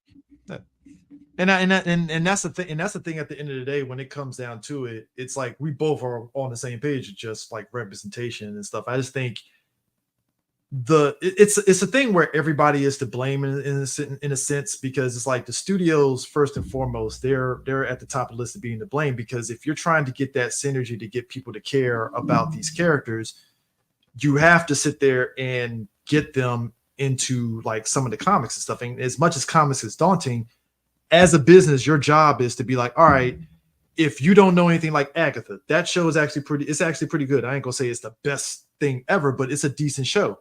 If you want people to know about Agatha Harkness as a character, point them to the issues of the comic books so they have a better understanding of it. Because as it stands, people are kind of talking about Agatha, but they don't have any familiarity of the characters until recently because of that, reveal of Scarlet Witch's kid being in the show. Prior to that, they were like, well, who the hell is Agatha Harkness? I don't know who this character is. We know, but it's like your job as a company is to actually have that synergy to where you can get people reading the comics, which will probably have Marvel going back to what you were saying at the top. Like, yo, we know you guys respect the comic books, but like you kind of have to dig deeper, and you will have the audience tell them, hey guys, maybe you should do this with this character. Maybe you need to do this instead of going off reservation and just rolling the dice where it's going to go, They and I know you have, because I'm just knowing. Yeah. Like I said, I give people the props when I listen to them talk long enough. I'm like, okay, so we know that Marvel has talked about they're gonna start having focus groups. If you just paid attention to the source, Iron Man was one of the best movies, and we were nervous. I'm like, oh no, we all were. It's now. Like, how are we gonna do this until you saw that trailer at Comic-Con? It's like, okay, you know what, you got me. I'm in. The dude that did it, and I did not know he was that much of a comic book fan at the time. What, Favreau? John Favreau. John, he did a magnificent job with that movie. He's a comic book fan. And mind you, that don't mean nothing, because I think anybody Judge from MTV, Rules of MTV's the real world show, he wrote Batwing back in the day when the character was in Africa. Yeah. Had a good heart, wanted to bring that representation to the table. couldn't do it. I get it. You don't live in Africa. if you're not, I don't care how much you want to do it, how much you love the character, you're not from that world. They had to bring it. So yeah, I'm not that person. And the folks that I interact with, and I'm gonna go ahead and say recast T'Challa. Because that, like I said, that movement got a bad niche with it. We're not one-to-one. We're not anal. We're not like that. That ain't what that is. Yeah, and I think that was the other disconnect We too, just was wanted, with that. And we don't think we're wrong. You know, everybody got an opinion. Yeah. Wanted it done. Watch this. The right way. Press pause for 5 years. Don't do this. Yeah. We want to honor the actor. Press pause for 5 years. We can wait. We did 15 with Superman. Yeah. And honestly, the time from Christopher Reeve actually passing to the Superman movie was 5 years. Mm-hmm. We can wait. Don't be don't tell us something that we know damn good and well that ain't what that real is. Don't do that no more. Don't do that. But if it's about respect, tell us about the actor. Everything I've learned about Chadwick Boseman, I've had to dig up on my own. Well, I don't think that's fair to those of us that really did care about the actor, because there have been a lot of people lying on the actor. We're no closer to his family, and he loved his father. We don't know that his younger brother Kevin is also a cancer survivor. His brother Derek is a pastor. All that would be great information, especially when we look at young men today having issues relating to one another, having issues relating to spirituality, God, and everything like this. All this would have been profound. Those of us that don't want to get in contact with, will research where we actually came from. Quite a few of us believe our history started in America as opposed to someplace else. And if you're not a Native American, because regardless, you should know your native language ain't European. There's a lot there that we missed. But man, you got anything? Listen, I want to thank you for coming on the show. I mean, look, my thing is this. This is one of those things. I'm very, like I said, all of us, we're all very strong in our feelings on a lot of stuff. I just think there has to be a measure of one. We have to, as fans, stop projecting on a lot of this stuff, because it's like our feelings are our feelings. But I think when we start projecting things that, it's like, I don't think the studio is what it is. Like somebody in the comments said that Kevin doesn't want people reading comics because they're going to realize how they butchered T'Challa. And I was like, no, because like everything they've done with certain characters, it's like, it may not be what I want, but it's just like, that's a choice and you have to roll. Like I love the dynamics of Hank Pym in the MCU, because everybody that knew Hank Pym before the MCU, they only saw him as just, oh, he's the guy that abused his wife, Janice.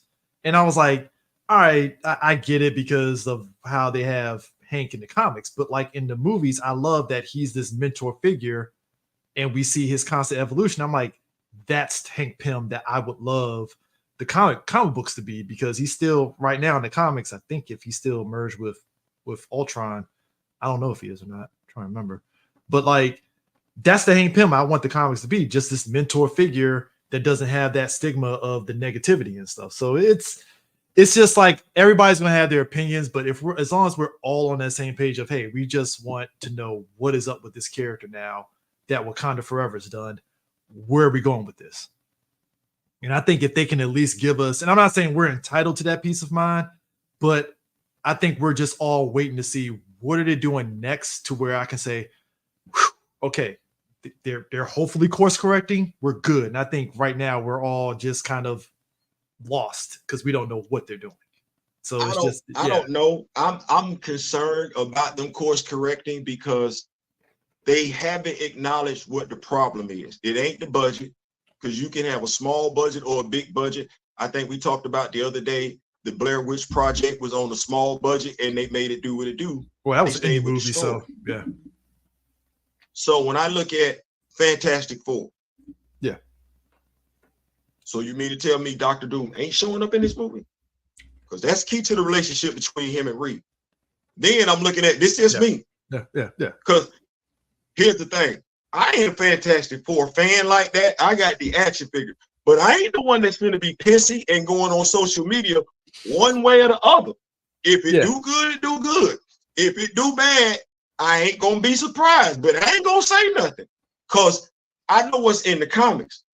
Yeah, and what they getting ready to give folks. It could be good. I mean, like I said, I think again, all this. I don't know the last movie they did where they didn't watch this. Respect the source that made money. No, I mean made money, but okay, made 1.3 billion. Because as much as I feel about Black Panther, to a degree, you still respected the source. But 1.3 billion. But when you went off the rails, only 500,000. But see, here's the thing: respect the source is one thing. I think that's a catch-all statement, but it's also you can't connect it to monetary because you also have to realize too, we're in a different era on how people consume movies now. Because you remember now, once WB did that whole day and date thing with movies, it kind of changed the game in terms of like, well, do I want to actually go to a movie theater now to watch a movie? You know, I can just chill at home and just wait for it to hit, home video after 30 days. I mean, hell, Joker. The Joker sequel is literally already on video on demand right now. That's why. Did you like it? Did you like Joker? Did you like the Joker sequel? Oh no, I didn't. I thought it was not. It was terrible. Like I think my issue was like as much as I wasn't a fan of the first film, I just carried it as an Elseworld movie as they told us. So I was like, all right, if this is just this one-off movie on it, fine. It is what it is. But when they announced the sequel, and I was like, well, what is your sequel going to be? And they said it was going to be a musical and drama. And then I'm watching it, and I was like, already, like your musical and drama isn't melding the way that you wanted it to be. And you kind of missed the point of what your first movie was. And I'm like, did you even bring back the right? It was that kind of thing where it's like the disconnect was kind of like, you should have just did this as a straight. It's like, you should have did it as a straightforward. That's what we're saying. Like, honestly, that's what I'm saying. Like, okay. It's literally like they could have did it as a straightforward drama sequel and I would have been fine with it. But when you did it as a musical, it's like, well, where are we going with this? Like, if you did it as a drama follow-up, I would have been fine with it. That's my point, and I want to thank you for that because that's a beautiful point. That's where we were feeling. Where we going with this one? I can accept the first Joker. That's an Elseworld story if we want to look at it like that, grounded in reality. Okay, that's cool. That okay. We got hey, you threw something in there. You gave me Crime Alley. What it is? Yeah. Oh, we got cool. Joker too. Oh, okay. Well, what you got cooking for me in Joker? You finna make it a musical? Why we just can't have Harlequin in the movie? We got to do you doing too much. And that's what I'm saying. It's like you're doing too much. Leave that alone. It's like as a studio, you could do big swings, but it's just one of those. If you're gonna do it, you got to get people involved that can actually like. Hey, maybe you should have gotten somebody that knows how to do musicals to structure those scenes better for musicals. It's those things because it's like, again, if you're going to go for big swings, just make sure that what you're doing is at least halfway decent and airtight-ish.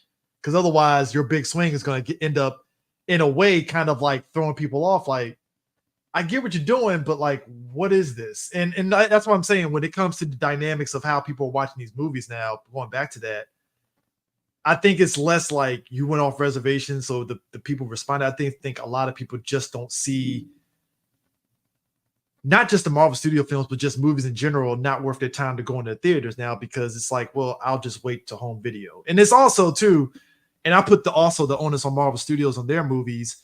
They're not marketing the movies correctly. The Marvels should have never been marketed. No. The Marvels should have never been marketed as like this big event movie. It's not a big event movie. It's just a regular movie about these three characters interacting and fighting the villain. That's it. It's simple, but they wanted to market it as something else. And I think that kind of played into alienate a lot of people because it's like, well, this movie's fine, but you made it seem as though it was something else. And it's like, well, what are we doing here?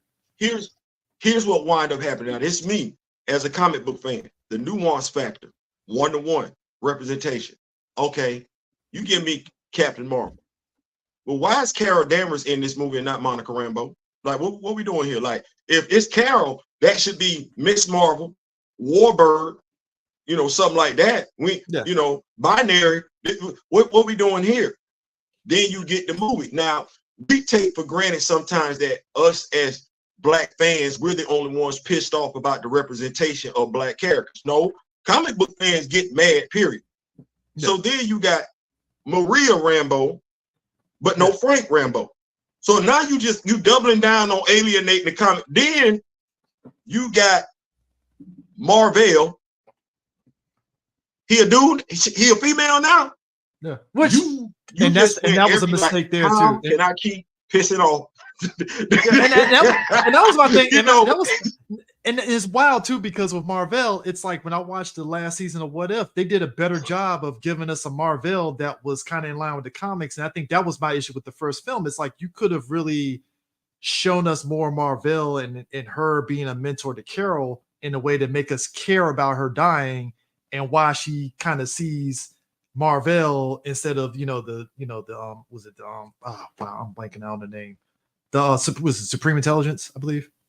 Yeah, the Kree Intelligence. Yeah, Kree Intelligence. So that would have been great, but because we didn't see that interaction except for like a couple of flashbacks, I don't care that Marvel's a woman, because it's just you didn't show us that relationship to make me care. Like, you did a good job of showing, Monica's mom's relationship. You trying to feel that way.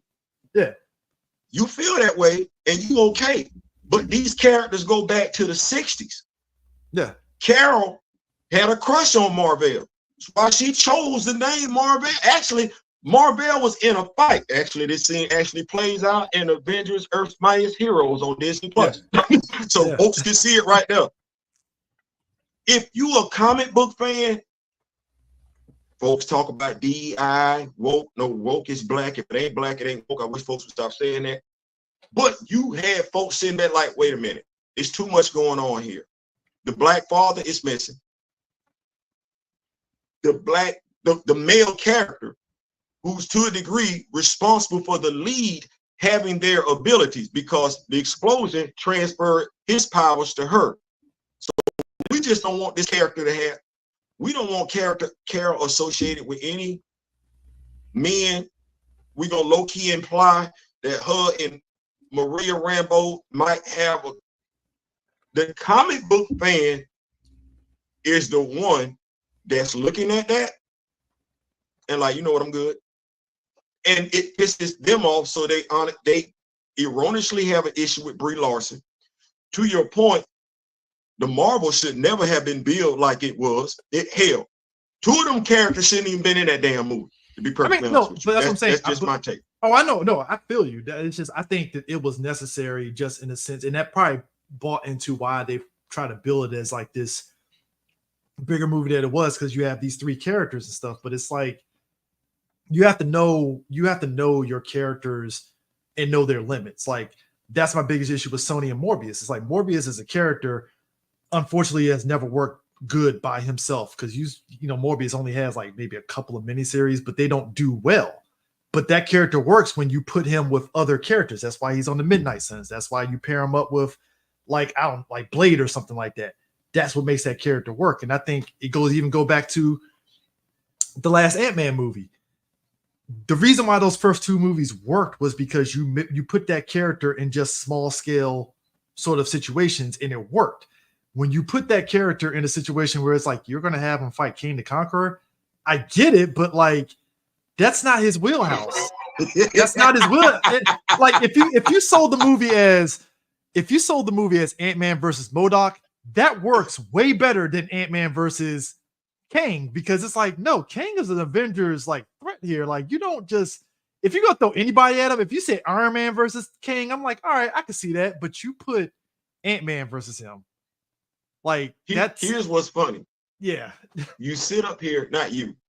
They put that movie out, but then you got Jed McKay writing the Avengers, and the first person to show up in is Kang. Yeah. If you're a comic book fan, what is Hank Pym would be a bigger threat to Kang as Ant-Man than Scott Lang ever would be, and Hank Pym is not a threat to Kang the Conqueror. Yeah, and that's the problem. Now, who paying to go see this movie? Yeah, because I'm 50. I'm 56. I'm still around. Gen X still here. Silent generation, baby boomers, some of them still. Who finna go pay to see this movie? We're not taking our kids to go see that. And that's where the disconnect, and that's why I said when it comes to all this, it's like whoever at Marvel, and I can't even put that on Feige so much of like the people in their writers' room. It's like I get why you would think, okay, we have the quantum realm, let's introduce Kang that way. And it's like, well, no, your movie with Ant-Man has always been small scale. Make it MODOK versus Ant-Man, and you would actually make a lot of money that way because everybody knows what Scott Lang and that Ant-Man property is. You know, if you need to do that, and you can still put Kang in there, it would have to just be background, like he's just looming, but he's not like the active villain. And like I said, that to me is where it kind of gave me pause. Kang, like, Kang should not be Scott Lang's big bad. Yeah, and that's where the disconnect comes in with the people at Marvel Studios, where it's like y'all got a little ahead of yourselves, and you kind of miss like what worked for those characters, and it's just that's not Ant-Man. Carol, Monica, and you know, and Kamala Khan. Look, we know why we confused. We got Kamala and Kamala. They spelled the same damn way. Yeah, I know. So I'm just trying to be respectful of the names, but it's just like you have those three characters. You have to understand those three characters' dynamics and sell the movie for what it is instead of what it isn't. And it's like when you're not doing that, I see why earlier this year there was like, okay, we have to take a step back in how we're doing these films because we're losing the audience. You know, and I think a lot of people took the losing the audience thing as, oh, now you're going to actually follow the comic book. It's like, no, it's just getting back to what worked for those characters. That's why we like phase 1, 2, and 3, because, you know, to your point, you said, hey, you know, that first Thor movie hit all your checkbox of what you wanted out of a Thor, even if they made those changes. And when they got out of Endgame, I think they were pretty much 50-50 on certain things hitting and certain things not hitting. And it's like, yeah, we need to kind of take a step back on how we're approaching this because the folks ain't digging it. And as much as there's a change, first of all, thank you for being on the show tonight. Oh, no Thank problem, you for being open. Thank you for being honest. I definitely appreciate that. The Rock With Me Nation definitely appreciate that. I would love to have more conversations like this because I like talking to younger cats that's in it, if that makes sense. I don't have no sons or nothing like that. I ain't trying to adopt or nothing like that. But it's one of the things that I don't think we have enough of in our culture, our ethnicity, our people. The older generation communicating with the younger generation about these superheroes. Yeah, we can see people having videos where they got their sons, their uncles, and everything, or they got the comic books, the action figures, and everything like that. But we never, and maybe that's because of how society has tried to pit us against one another and everything like that. Well, we can just say, man, I remember when I did this. Man, I remember when Superman came out like this. You might not know. Yeah. You know, I mean, that's, NBC. Yeah. They wanted Aquaman one time because DC had rights to Aquaman. They had to go with the man from Atlantis, Patrick Duffy. And you should see them episodes. Yeah, I mean, you should see the episodes. We talk about Power Rangers. They call it Gotcha Man right now. That was Battle of the Planets when I was in school. Yeah, Gotcha Man is how we got Super Sentai. I mean, look, I come from an era where we had stuff like Nightman, Mutant X, you know, all like I knew about like, you know, Nightman, but like the show was like a 180 from the Nightman from the comics and stuff. So it's like, I guess that's where I'm kind of forgiving of a lot of things because it's like I came from that era where we had some like very just not great superhero shows, save for like stuff like Mantis, which was actually really good. I kind of wish they continued that show after that, but like just as an example, but like, you know, now we're getting such an overabundance of good stuff. I know the dynamics have kind of shifted now to where there is expectations of, okay, if we're going to do this, let's do this right. Like, look, you can feel how you feel about the Arrowverse, but like, you can see the passion that went into those shows. Yeah. You can see the don't do that. I'm an Arrowverse fan. We ain't gonna do that. No, that's the same. But I love like how like you can see the passion that Berlanti and them had with those shows. Like you can feel how you feel about Supergirl and all those shows, whether you liked it or not. But like you watch like The Flash, like I love that's probably my favorite Arrowverse show. I watched it from beginning to end. through all the ups and downs, but I enjoyed it because it's like that's the Flash, bro. Like that, like I don't know what the movie Flash is doing, but this is the Flash right here. Like now you know what I love? Wesley Shipp showed up in it. Yeah, and look, I lost my shit. Pardon the language, but I lost my shit when I saw him. I'm like, bro, like you brought Wesley Shipp in as the Flash, like, yo, and you had him as Jake Garrick. And I was like, yo, this is dope. Look, Stargirl. I would say it was Flash and Stargirl. Those are like my two favorite stuff out of the Arrowverse. Like Stargirl, especially. Stargirl was like, couldn't say or tell me nothing. You ready? That show. Yeah, man. What you know about? See, that's what I'm saying. And like I said, I'm glad you came on the show. I'm glad we had this interaction and everything like that. And I just want folks to understand that folks can love the same thing. And as me and my brother D-Real, you can still agree to disagree. I like the first, what is it? Absolute Batman. My brother D-Real, he ain't feeling it. I mean, look, one of my favorite, I know Batman animated series is always going to be tops, but like my second favorite one is definitely Brave and the Bold. Like I love that show, like top to bottom, like that. Like my co-host, that my friend Dwayne, both of us are like comic gigs, but like seeing like Challenge of the Unknown in that show, like that hit my wheelhouse. Like, bro, Challenge of the Unknown is in this show. Like, this is crazy. Like that, yeah. Listen, let me say this. Batman the Animated Adventures honored the source material way more than anything I got from Adam West Batman. Yeah, I mean, we reading that, these. No, that's yeah. Batman ain't funny. Bruce don't tell jokes. That ain't what that is. That ain't what that is. So I'm just saying, like, man, I love it. I would love to do more. Maybe come on your show or something like that. But okay. I think our people need more of interactions like this, where the generations can talk. The generations can compare notes and everything like that, because I'm of the mindset that too much of media pits us against one another, to where if we're not intellectual enough, we're going to be antagonistic towards one another. And that's something else I want to do away with as far as the stereotype as well. So no. I mean, look, when they had that recast T'Challa hashtag, I think that was kind of like where the split happened, and just seeing it on social media, it sucks because it's like you want both parties to kind of like understand like the other's viewpoints, because it's not like, to your point of the whole thing of the recast movement, it wasn't to sit there and tell people to shut the hell up and just recast it. It was just like, hey guys, like I get we understand the business of it, but like you have to understand like there's another side to it you should see and at least recognize, even if you don't agree with it. And I think that's where that whole argument and everybody kind of button heads hit at, because it wasn't recognizing, hey, here's the other side of it we should really see, instead of just, nope, we don't care, and then just moving on from it, Well, that's why, like I said, I went and I looked at your page, and those that third Three Black Geeks, y'all go check it out and everything like that. There's more common ground there than there isn't, and I think that's the thing that we need to be looking at. 100%. What we have in common, as opposed to what we don't have in common, because there's more that we do have in common. But man, I appreciate it. The missus is calling me. She just the Rock With Me Nation. Sent funds. We got the t-shirt press in. Rock With Me Nation. We got the t-shirt press in, so we can go ahead and start making t-shirts for the Rock With Me Nation.